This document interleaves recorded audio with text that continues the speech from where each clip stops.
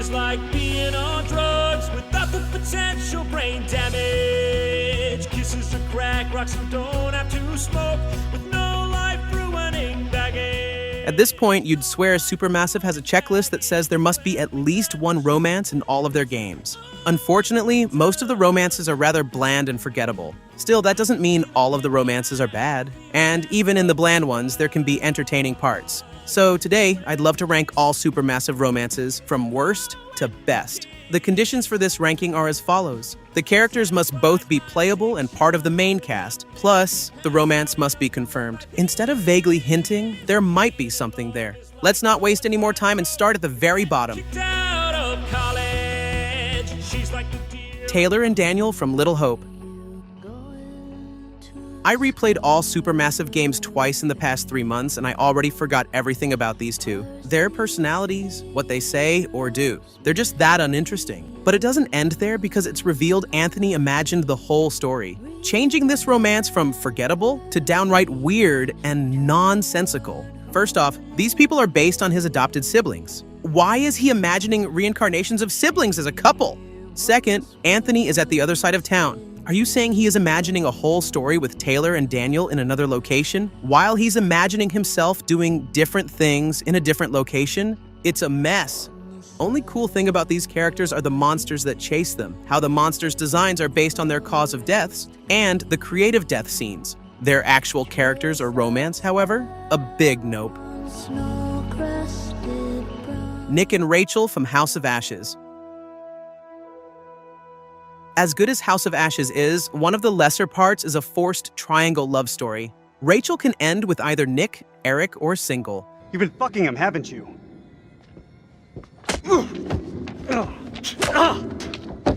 That's the best you got? Stop it! And none of those outcomes are particularly satisfying. In the introduction of Nick and Rachel, it's briefly mentioned they're in love, not to be explored much again.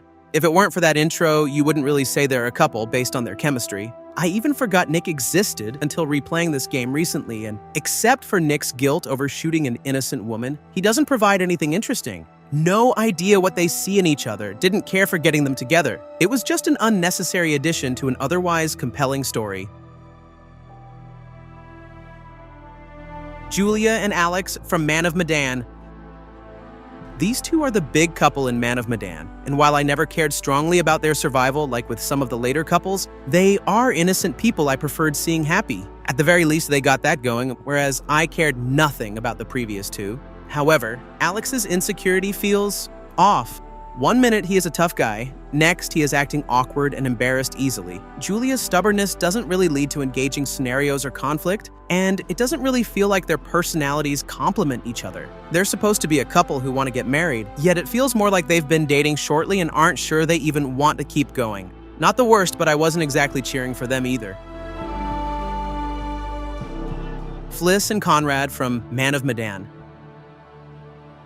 These two aren't even a couple, yet they still work better than the actual couple. Conrad is easily the most likable of the Man of Madan characters, being some sort of Barney Stinson of the group. And Fliss is a tough woman who isn't afraid to step up to genuine danger.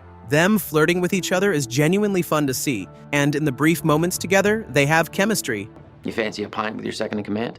You are not my second in command. Third in command? No. Freshening your cabin boy. Still a no. Your well-paying, dashingly handsome, seafaring client is requesting the pleasure of your company over a frosty amber liquid. Still, there is a good chance Conrad leaves the story early, and even if he sticks around, there are barely any interactions with Fliss anymore, and everything turns into surviving. It's not much, but it's not meant to be much. Works decent enough for what it is.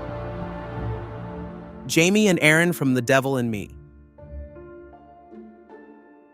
Speaking of brief but decent, Jamie and Aaron only share some brief moments together, but they have genuine chemistry. Two colleagues who are just being themselves and seem to click together. Jamie challenges Aaron's goody two-shoes nature, and Aaron secretly likes it. Their moments don't feel forced or unnatural, just two people hitting it off. What are you doing? Oh my god, Oh, you bitch! It's also a pretty sneaky move from Supermassive to make these two a couple, since you're more likely to save Aaron during the gas scene, and saving Aaron is the only way to save both characters. Like Fliss and Conrad, these characters barely interact anymore once the villain is on the loose. But what is there works enough. Eric and Rachel from House of Ashes. Back to Rachel, and this time, the romance works a bit better. This is all because of Eric. Not just is there a decent flashback that gives you a clear impression on how their relationship was in the past, but even Eric's reactions to Rachel appear genuine. He really is in love, wants to express it, but knows it's not exactly the time and place. His reaction to needing to cut the rope alone shows he clearly is heartbroken over what he has to do to survive. I messed up, Rach. I'm so sorry. This, for everything. God. I don't know what it is with Rachel. When she's surviving, she's a genuinely decent character. Workaholic with a strong desire to prove herself. Badass in the face of danger. And needs to make some genuine, tough choices regarding the safety of her and her men.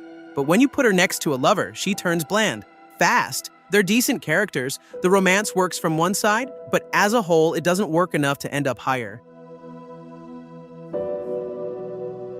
Mark and Kate from The Devil in Me. Two ex-lovers who had to choose between their careers and their love life. They both picked their careers, only to look back and regret at what was lost. Mark and Kate address a very real problem in how work or other passions can come in the way of relationships. How there are no clear right or wrong answers, giving it a little more weight than the other supermassive romances. Aside from a history together, they have a shared interest in filmmaking and a shared dislike for their boss, who is difficult to work with. All of these are relatable, decent conversations that make them feel human. While The Devil in Me mostly focuses on a generic slasher film story, it takes genuine time to develop the personalities and histories of its characters, which is a lot more than some other stories can say. Abigail and Nicholas from The Quarry. Dork love was never so adorably awkward. Abby, do you need... Yeah, Can I... thank you.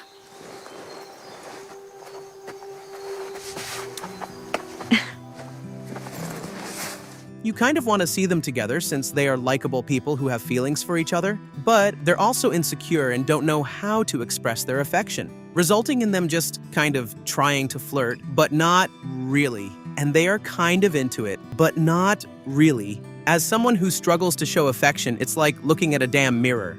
It's adorable to see them try, even if it's also cringy, making these two a fun, different kind of couple from all the other supermassive romances. The downside to this romance is that once Nicholas is bitten, his entire personality changes, and all the fun chemistry transforms into suspense at what he might do to Abigail.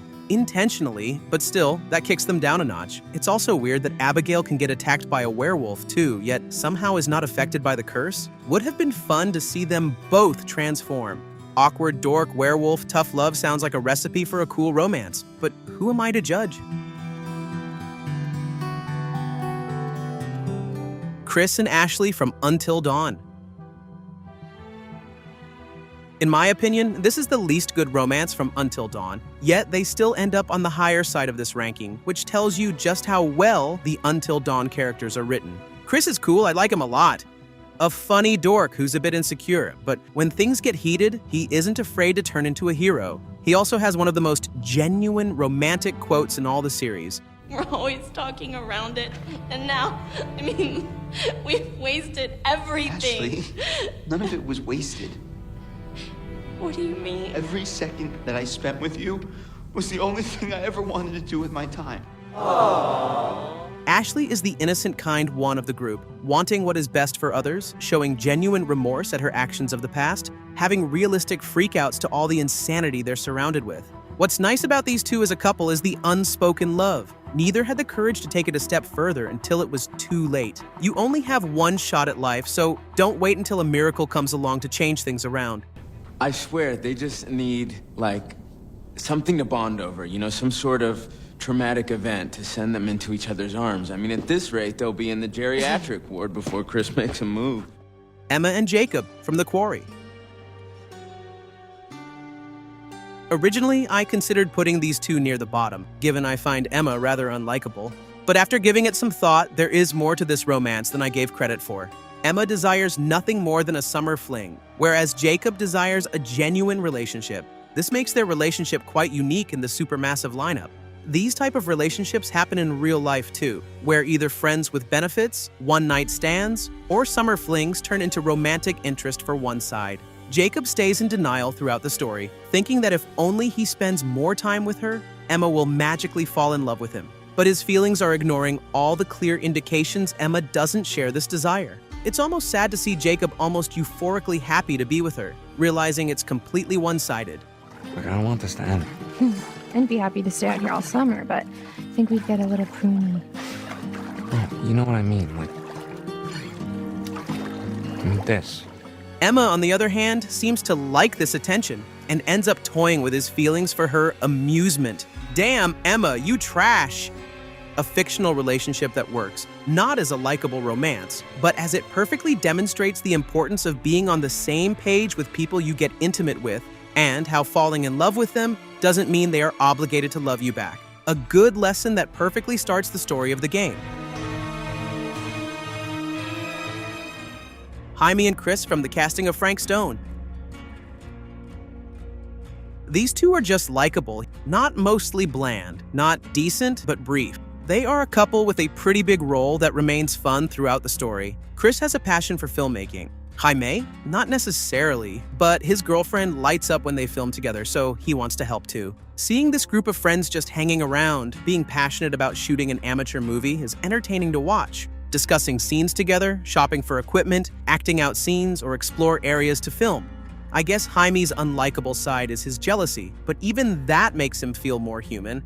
The only real shame is how common it is for Haim to die trying to save Chris. Only if you buy firecrackers can Haim save Chris. Miss them and he either dies or leaves her, breaking their relationship. I wouldn't call this some super big video game romance, but they are believable and likable enough to enjoy their journey, and feel bad for them when things go south. Emily and Matt from Until Dawn. I think this will be the most controversial placing in this ranking, but to be honest, Emily is just a ton of fun. I love how unapologetically mean and savage she is. Excuse me? Did you say something? Oh, did you not hear me? Was your sluttiness too loud? I found myself laughing out loud multiple times, either from the remarks of Emily or Matt, who was done with her crap. Which begs the question, why Matt? Is being pushed around by a bossy woman your thing? Is she great in bed and are your brain and genitals in a constant argument? Is she really great when you get to know her? What is it, Matt, that makes you say yes? Matt is also pretty cool, not afraid to stand up for himself, but can also be a hero. I haven't found any information that confirms this, but it seems impossible to keep their relationship positive if Matt jumps to safety. For some reason, you must disagree to go to the fire tower, find the flare gun, give it to Matt, choose to try and save Emily. Matt will be attacked by a Wendigo, and now can you save him by shooting the flare gun? Do anything else and either Matt dies or Emily hates his guts. Yeah, well, don't look too hard. You don't sound very concerned. Fucker left me to die. He said he was my boyfriend, but then he basically murdered me. Would you give a shit? Mike and Jessica from Until Dawn. The OG Supermassive couple is what it feels like anyway. What makes Mike and Jess work so well together is that in the first couple of hours, there are quite a number of interactions between them. The snowball fight, the mines, the walk through the woods in the cabin. All of these offer fun moments of these two bonding. Their reactions can range from pranking each other and making each other laugh to genuinely piss each other off or purposefully being awkward. Mike, what are you doing? I don't know! I don't know! Here alone, I was entertained for multiple playthroughs just to see all the different reactions they can have during these interactions. Mike starts as a complete douchebag, playing a key role in Hannah's death while showing zero regret. Somehow, he makes up for it by becoming the most badass character Supermassive ever made. From the moment Jessica gets abducted, he doesn't hesitate for a second and runs after her with a gun. If he really was a heartless douchebag who just wants to get laid, he wouldn't risk his life like this. Poor Jessica. She arguably has the worst time of all these characters. Even in the best playthrough possible, she ends up a traumatized, broken shell of who she starts as. But even then, she shows concern about Mike. They are one of the first couples we get introduced to in the Supermassive lineup, but they're also one of the very best.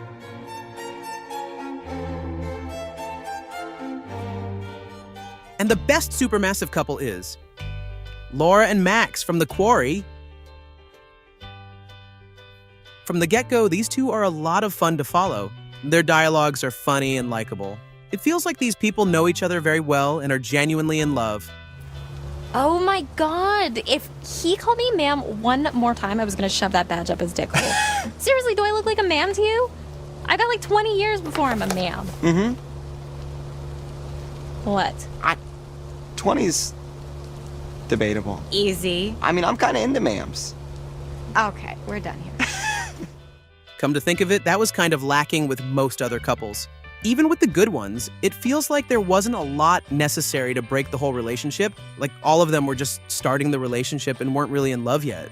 But with these two, they've clearly been together for some time, and you want to make them work together to survive this whole ordeal.